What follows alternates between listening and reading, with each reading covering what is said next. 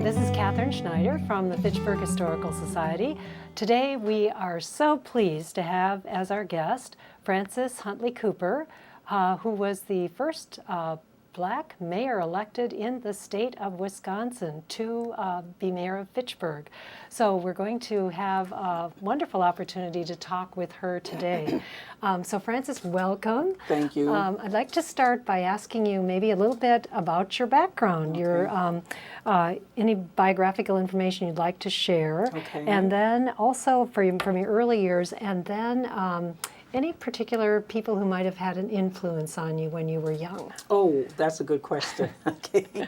So first I'll say that I came here from North Carolina A&T. That's where I graduated from. And I came up here to go to grad school at the UW-Madison. And then from there, I planned to get my degree and get out of here, leave. And then some 50-some years later, almost, I'm still here. But I was actually born in New York City, grew up in North Carolina, went to school in North Carolina, and I'm a proud graduate of an HBCU, Historical Black College or University, North Carolina A&T, State University located in Greensboro. And the college had a relationship with the UW-Madison. So my background was in social work. I have a bachelor's degree in social work, social services, and a master's in social work from UW, a master's in public policy and administration from UW.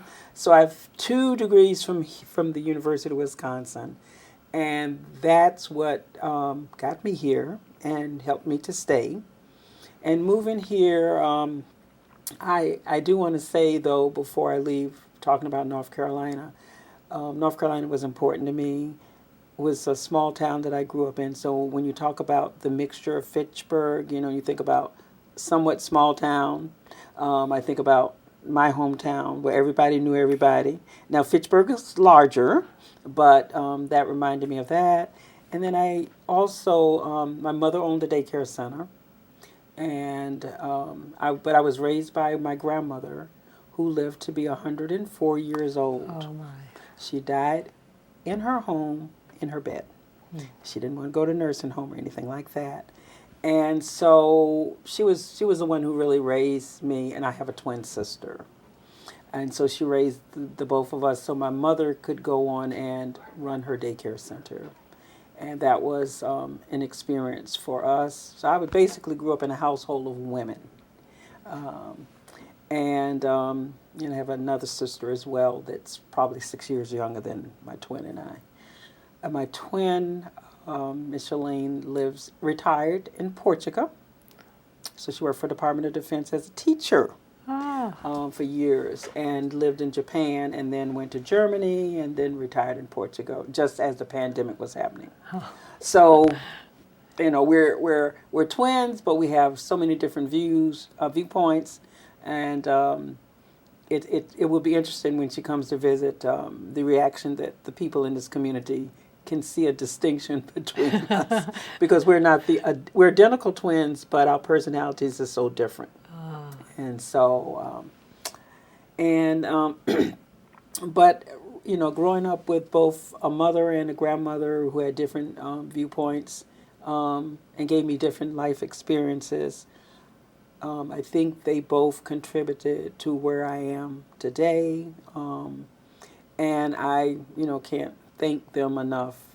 They're both have passed, but they had a major influence on me. And as a woman, the advocacy came a lot from when you don't have a guy in the house or a man to help, navigate your family situation. Women have to take care of themselves, and so I think that I came from a strong family where women were outspoken.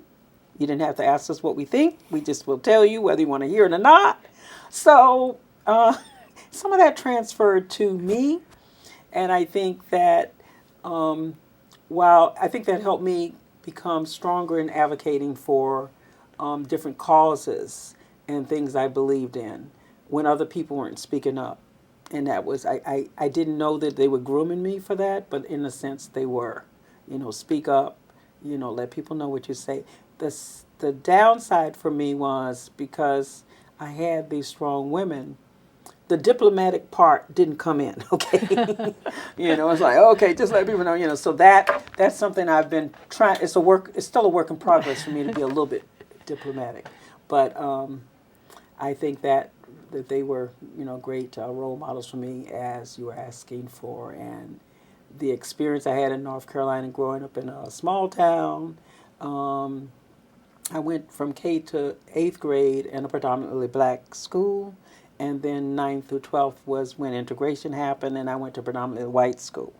So I had that experience, and then from there went on to an HBCU, and then here to UW-Madison. Great. Thank you, Francis. Thank that you. really fills in your background Yes. and your strong influences with the women in your life particularly. Thank Well, you. when you arrived in Fitchburg, that brought you here because of schooling, and wondering, so what were your impressions of Fitchburg when you first came here? That's a wonderful question, because Fitchburg has grown a lot since since I've been here. The first point I want to make is I didn't know when we moved to. I live on the far west side of Fitchburg. I didn't know when we first started in New Fountains Apartments, and I live near there now. When we first moved there, I didn't really know that was Fitchburg. I thought it was, we were living in Madison, and then when I got involved in politics, and I learned that no, you don't, this is not Madison, this is Fitchburg. And a lot of people at that time in that area, oh, no, they didn't think they lived in Fitchburg. It was Madison, because we have never had a post office. So no, all of our mail is addressed still to this day to Madison. Sure. So that was confusing, but I didn't give it a second thought. I, thought it was a nice place to live, and we moved from New Fountains Apartments, to a home. We bought a home in that area, and we're still in that home today.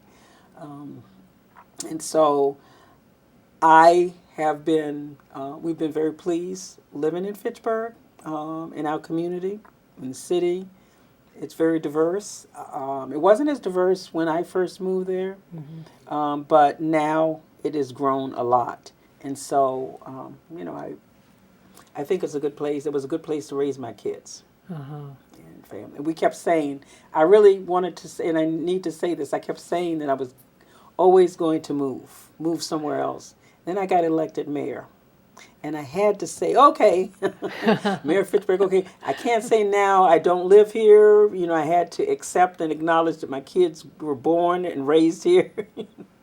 So that was interesting for me. For sure. Well, what led you to your interest in Fitchburg government? Because it's one thing to live in Fitchburg, but then to get involved in government. So Right. could you tell us that story? Yes. Well, that started with my husband was a union leader involved in AFS-CME, American Federation of State, County, Municipal Employees Union. And they reached out to him to ask if he'd be interested in running for, alderperson. And he said, oh, no, that might be a conflict of interest. But what about my wife? She's working on her master's in public policy and administration. Now, I'm a mom. I got 2 kids. I really didn't need, I'm in school. I got a job. And then he says, well, what about my wife? So I talked with a couple of people back in the day. There was a guy, he was on the county board. He's now gone. Jack Jolin was a name in this community. And so he was one of the persons that I talked with about this opportunity.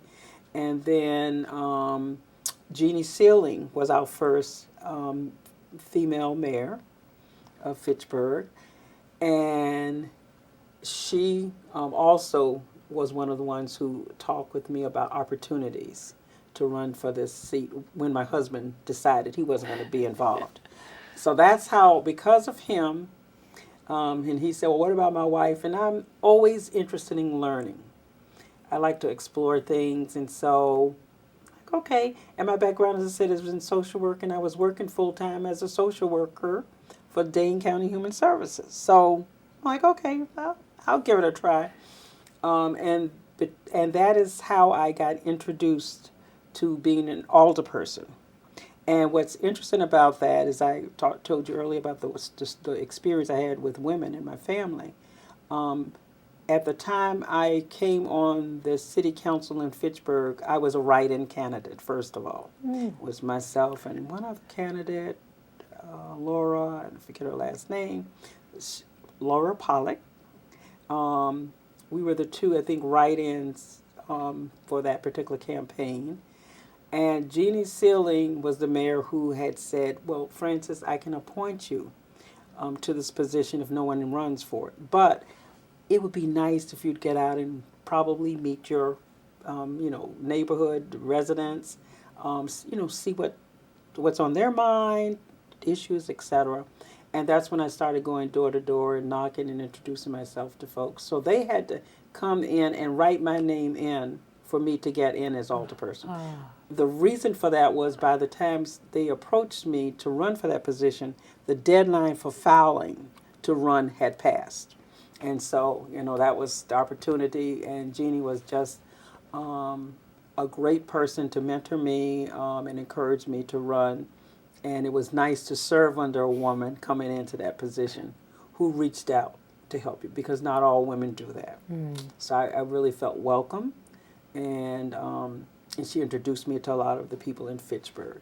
So that's how that was how I got into the alderperson seat.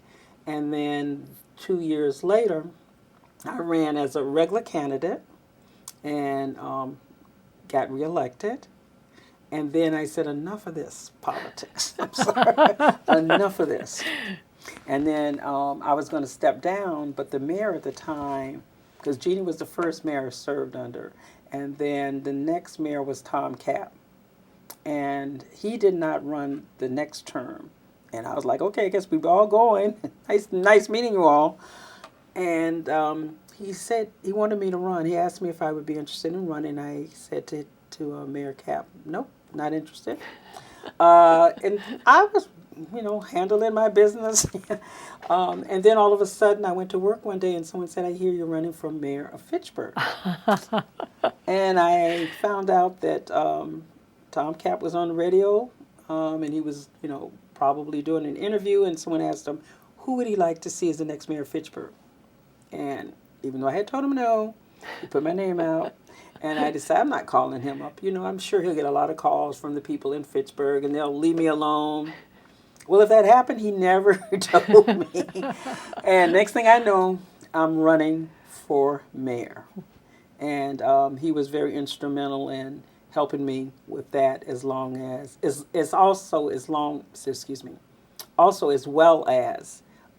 Conzemius. And Bill Conzemius was the principal at Stony Prairie School. My daughter was attending that at the time, and I ended up having Bill Conzemius as my treasurer. So that was really, it was really a great person. He was really a great person to be in that position for me, because there were parents who didn't know who this person was. And Bill could say, I know Frances, tell them a little bit about me. If there were some concerns, issues, he could relate that to me as well. So Bill has been very instrumental as well. Great. Well, to think of how you were led into these things by other people, essentially, but that you did say yes in the end. I didn't have a choice. Well, and then I'd like to ask you, being, of course, black and then a woman, certainly made your bid for mayor rather unique in the city of Fitchburg, although Jeannie Sealing had served as a woman, obviously mayor prior to you, and in fact was a mentor. So what do you think were those factors of being mayor then? Certainly people who were endorsing you and so on. What would you attribute your election to, kind of in general? Well, as we all know, back in the day, it was probably about 55% of women voted. So it was always over 50%. I think that probably still stands today, somewhere around that. So that was a plus to know that. But you had the guys who weren't that comfortable wanting to vote for a female. you know. And what was interesting is when I would be out knocking on the doors, if the woman came to the door, she would say, you know, my opponent's yard side might be there, but I knocked on the door regardless. You know, I just wanted to introduce myself. And if the woman came to the door, they would say, well, you see, my husband has a sign out for your opponent. But when I talked to them, some of them said, you know, I'll vote for you. I'll vote for you. And so you never know. You never know how that's, you know, how that's going to translate. Mm-hmm. But I think that to have, as a woman running, that was not easy because it was the women who said to me, I don't know how you're working, a mom, being elected official. I don't know how you're doing all of that because from a woman's perspective, that was just a lot. And at the time, I didn't process it that way. I just felt this was a responsibility. If I'm going to commit, I just have to make it work.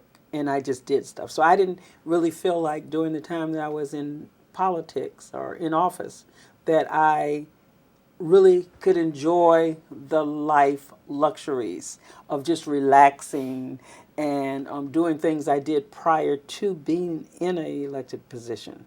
Because you're always preparing. You always, you know, you want to make sure that first of all, yourself proud.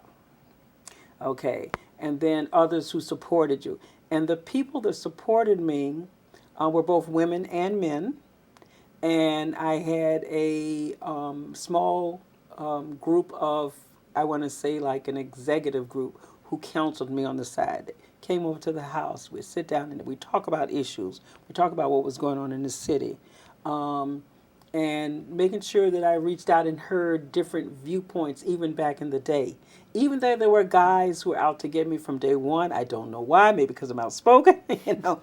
But that didn't stop me from still wanting to hear the good and the bad. You know, the people who had positive things that they wanted to say and share and things for me to do, and the people who might not be in my corner for whatever reason. I still wanted to hear their viewpoint because it's important as I make decisions, you know, that I need to hear as many viewpoints as possible for me to make what I think is the right decision in the position I'm in, and that I'm hearing everyone. So I have always had my door open to listening, and I'm not set on a certain specific point that I will not move off of that viewpoint if I get enough feedback and enough information or enough education. That's the best word to say. You know, you're educating yourself. And then you have to think of, but, you know, how does that work and what's in the best interest of the citizens of Fitchburg or my district, you know. So that's how I looked at things.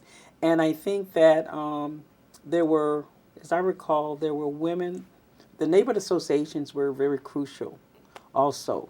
I mean, I don't know where they are today, but at that time, neighborhood associations and the presidents, I had good relationships with them, or I'd reach out to them to introduce myself so they can get to know me, I can get to know them, and meet people in the neighborhood. And a lot of them, if they were supportive, then they reached out within the association area to get folks to support me. You know, we have coffee, you know, they invite me over for debates within the neighborhood. And that was always really a good opportunity for me to get to know them and they get to know me. And lots of public relations and listening, it sounds like, and paying attention to the constituency and what their concerns were. Reaching out is what I'm hearing a yes. lot of. And the one thing I wanted to make sure I did is I never thought I knew everything about the city of Fitchburg. And I thought I was always learning as well. And I always had, at the time, you know, people probably laughing now, the young folks, but I always had a paper and pen with me. So if I met you, for example, Catherine, somewhere, and you posed a question and I wasn't quite sure about that, I'd say, may I get your name and your phone number? Can I get back to you if I'm campaigning on the weekend? Can I get back to you on Monday? Or can I get back to you later? And whenever I said I would get back to them, I did.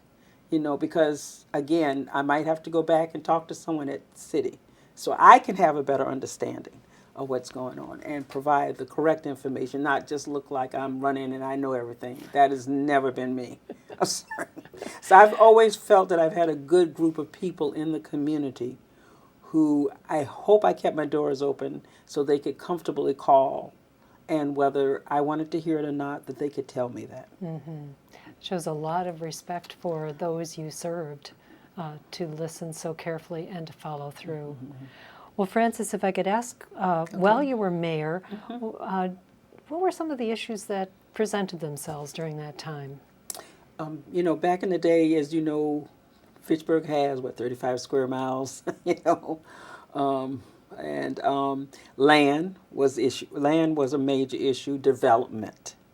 And so I was more on the planned development side, not the urban sprawl. Just, people come in and they talk to the mayor and they want to build their own whatever, wherever. I wasn't one of those mayors who would say, okay, just for the big bucks. I wanted to make sure we had planned, controlled development. So that was a big thing back in the day.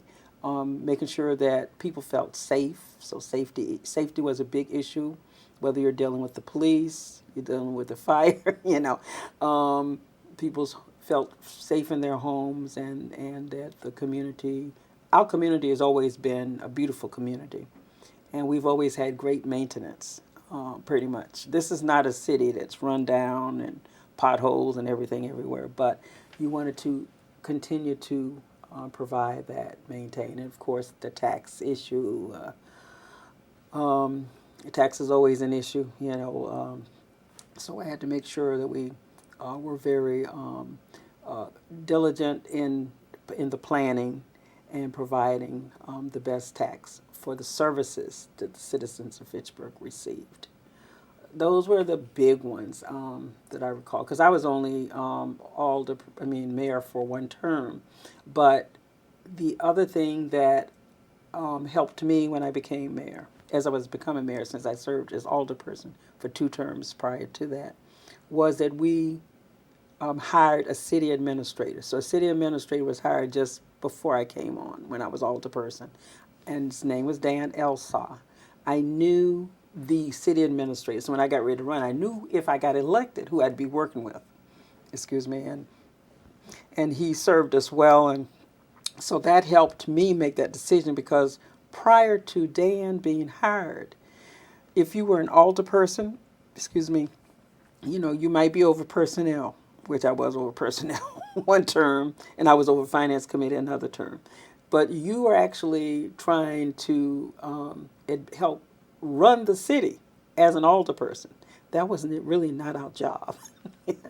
And so having a city administrator come in to oversee that and provide balance and see where the inequities were and make sure we resolved those and worked on those was really important for me. And also, being a mom in a full-time job somewhere else, that was not my role. And so oftentimes elected officials get a little confused about governance versus operation. That's not what we're doing. We should provide the policy and make sure that that's implemented within the city or the organization structure. And it sounds like you really had that vision very clearly in your mind, what governance was about and what operations were about, and the difference. and I can say that, it was a learning curve for me, because I never really, other than having the mayors, Jeannie Sealing and Tom Capp, that was my only exposure to having someone who I could talk to and understand. And they also knew the city of Fitchburg, so that was really good. But the other entity that helped me just with general learning about serving as a mayor was an organization called the National Conference of Black Mayors that I didn't even know existed until I got elected. And they did training, with the black mayors around the country, and I took advantage of that. So that was helpful. But Fitchburg has always been a city that had resources. We didn't have low per capita, so we weren't eligible for a lot of the programs that other cities had that opportunity to receive. So I just wanted to make sure the city continued to grow, not go backwards under my watch. That's So, great. Well, I wondered how you, just to kind of put the big picture on this, how did it feel to be the first black mayor elected in Wisconsin? And what are the challenges and satisfactions with that distinction? woo, okay. All right, first black mayor elected and challenges. Okay. So for me, and I tried to make this very clear when I ran, unlike you see a lot of people running for now and they said, if elected, I'll be the first this, the first that. That wasn't me. I was running because of, people asking me if I'd be willing to step up, and then me saying, okay, there are issues that are important to me. So that was what I was trying to do. And I really, when asked that question at the beginning, when I got involved in the race, I indicated that, race was not an issue for me. I'm running as a person who's concerned about the issues in the city of Fitchburg. So I did not make it a black thing. I didn't want people to vote for me because I was black. I wanted them to vote for me because they knew that I would fight for, advocate for, great services, keeping the city safe, etc. But not because of the race thing, not to get that on my record. So I stopped that because I wanted people to be able to go out and talk about what can Frances bring to the table. And well, she's black, but that doesn't help. You need to know what is she bringing, what are her qualifications, and so that was one of the first things I did. And once I did that, I stated that, then we could focus on the issues with any of the debates, any of the forums, any of the conversations I had with people as I went out into the community as well. So I think that was a smart move. And then, let's see. So the advantages, advantage of being the first black mayor, have come through the years. Not necessarily. I didn't see that at the beginning, but I have had so many opportunities being elected. First, I would say is because even though I did not get a second term, even though I did run the second time, I didn't get elected. But the history had been made. So that opened up doors for me in the political arena, which I didn't know. Like I said, I was new. I didn't know anything about politics and never ever thought I'd be in politics, to be perfectly honest, not with my personality. But, I went on to, I've been a delegate to the National Democratic Convention 5 times. That a lot had to do with me being elected mayor, the history. And people recognize that. So I think, those I've gotten so many opportunities from that. That just has continued to grow and grow. I'm trying to think if what some of the disadvantages would be. I can't think of any really right now that I experienced, and I probably had some being the first black man, but it was just guys running against me. That's typical in any race. And so I didn't take it personal. So I can't say that I had any problem because I had a lot of support from everybody in the community.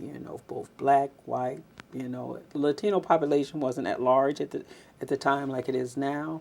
But I felt I had support from folks, and particularly the African American community, because some of the training I received, just because you're an African American in a position doesn't mean that person is going to support another African American is going to support you. So I tried to be a positive mentor, a role model for other for the black people who might be wanting to run in the future or in general. I didn't want to disappoint anyone.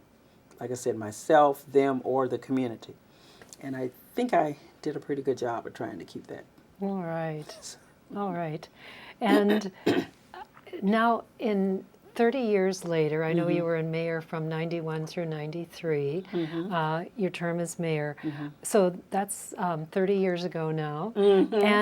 But I'd like to know what you've been involved in since that time. What currently is occupying all this talent and time that you have now? So can you fill us in on that? Well, I hate to say this on public television, but even trying to get this interview with all the things that I have still continued to do, and let me say this, Catherine, the reason why I have been active in the community is because when I first moved here, I didn't know anyone. And people took a chance on this black woman who came here. I had no name recognition. I had definitely no money, no connections or anything. And people took a chance and gave me an opportunity to grow and shine. And so when people reach out to me, even this day, I've had a hard time trying to find a good balance and be able to say no, because folks gave me that opportunity, and I'm like, it might be this one person, this one thing I can do that can help an organization, help an individual. And because that's how I got to where I am today. So I'm sorry. I think that's why that I have continued to be involved. And some of the things that I gave up just recently at the beginning of the year, and a lot had to do with my health. I've had some health issues since October, and my family has been very tough on me. Well, you're doing all these things for everybody in the community. You need to take care of yourself and your health. And that's easily said than done. But I'm just stepping away now from the Madison College Board of Trustees. I served on there for 15 years. Was happy to be part of I was chair of the board at the time. We hired Dr. Jack Daniels, a great hire, okay. And the colleges continue to do well. And I started with Betsy Barhorst was the president when I came on. So I've had great experience working with the Madison College. So stepping down from that this month. And then another group that I really love to work with, and it seems like my interest has been more young folks, education areas, was the NAACP AXO program. And AXO stands for Afro Academic, Cultural, Technological, and Scientific Olympics. And while it's an amazing program started in 1978 by Vernon Jarrett, it encourages and tries to highlight the smart, gifted students that are in grades 9 to 12 and who look like me. And they compete in STEM, humanities, performing arts, visual arts, culinary, and business. Those are the 6 broad categories. And many, many other opportunities our students have. So knowing what that is and trying to get our kids to participate, in that program and get that opportunity and experience has been very important to me. And we had a great year last year with our AXO program, having students win the first Delta Airlines social media case study. And we had four students as a team, and they went to national and won first place. Each kid brought back $2,000, okay? That was great. And we had a student who competed in microbiology, and she was a female, and she came in second place at national. And then she also won a $10,000 scholarship last year, 1 year. And there was just a handful of students in our community who took advantage of that opportunity. But the ones we do have, in Wisconsin, amazing kids, they just don't get the opportunity to shine. Or people need to step up and mentor our students, and our students need to be receptive of that. So we're, working on that. So that was a program I had to step back on a little bit, even though I'm going to go with the 2 kids that won this year on to national in Boston next month to help them out. And then my tempo group, I was president of that group a little over 20 years ago in 2001, when we brought Maya Angelou as our keynote speaker. She was my sorority sister. Uh, like Vice President Kamala Harris is my sorority sister. Oh. So I have, I have been around and seen amazing women do amazing things. And I'm just doing my part to try to encourage others. And then I'm part of the Capital City Hughes newspaper. I'm one of the partners, and we're celebrating 17 years coming up on Saturday. So that's something that I've been involved in. And another important group that I'm involved in right now is the Center for Black Excellence and Culture that Reverend Alex G. It's his vision, and we're working on trying to get the final capital dollars for that project. And so that's been very important to me as well, because that'll be history and opportunities for our people of color, particularly African Americans, in so many areas with the center. And I know I'm leaving out many of them. Oh, Alpha Kappa Alpha sorority in general. That's my other one. These are the big ones. I'm involved in a lot of other things. And so that's one that I've been involved with for over 52 years. And when you think of a sorority, in the black community, sororities and fraternities under the Divine Nine are very important to our community. We're about service and we're about scholarship. And a lot of people look at us and say, well, your college days are over. Why are you still involved in a sorority? We're about service, scholarship, and giving back to the community. And so that has been very important to me. And I could go on and on with many of the other groups that I'm still involved with. But those are the ones that continue to take up a lot of time right now. Mm.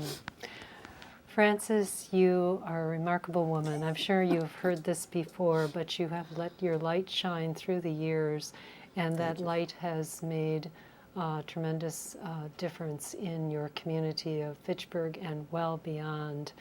And I'm thinking you're mentoring for others and continuing that through the next generations. Thank you so much. And we so much appreciate you taking the time for our interview out of your busy schedule of service just today, all the things you're doing.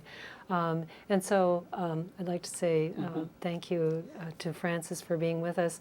And then just to let everyone know that our interview with Frances will be on the Fitchburg Historical Society website. So that's fitchburghistory.org, where we have lots of information about the history of the city of Fitchburg, and knowing that there's so much to this beautiful community. So thank you, Frances, again. Thank you for having me, and Catherine, you did a wonderful job, and thank you to the Fitchburg Historical Society for keeping the history alive. Oh. One more I would like to add that we can look at and maybe get some history, if you haven't done this, is the recycling. Our recycling story. An excellent thought. Yeah, okay, thank you. That will be something we will follow through on. Thank you so much for all you have done and continue to do. Thank you, Frances. Thank you.